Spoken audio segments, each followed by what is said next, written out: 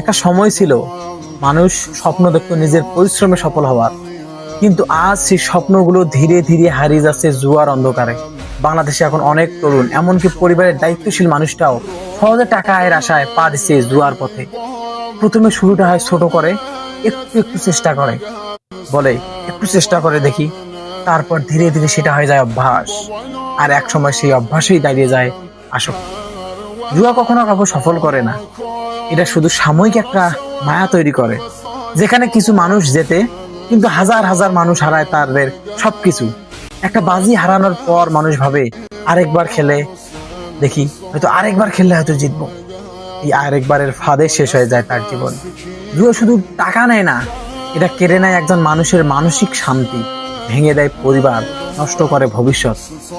কত পরিবার আজ ধ্বংস হয়ে গেছে, কত মা বাবার চোখে জল, কত সম্পর্ক ভেঙে গেছে এই অভিশপ্তের নেশার কারণে। কেউ হয়তো মানতেই পারে না, কেউ হয়তো বুঝতেই পারে না কখন সে নিয়ন্ত্রণ হারিয়ে ফেলেছে, কখন একটা খেলা তার জীবনকে নিয়ন্ত্রণ করছে।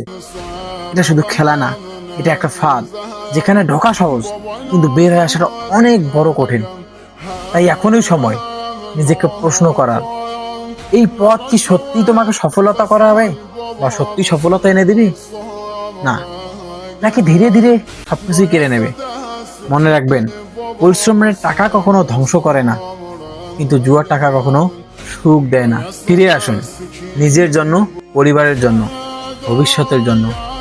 জুয়া নয়, সৎ পরিশ্রমই হোক আমাদের একমাত্র পথ।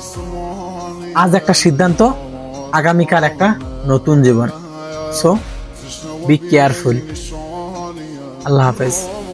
সবাই ভালো থাকবেন, এবং আমার চ্যানেলে যদি আপনারা নতুন হয়ে থাকেন অবশ্যই লাইক, কমেন্ট, শেয়ার করে পাশেই থাকবেন। হ্যাঁ, সাবস্ক্রাইব করতে ভুলবেন না কিন্তু।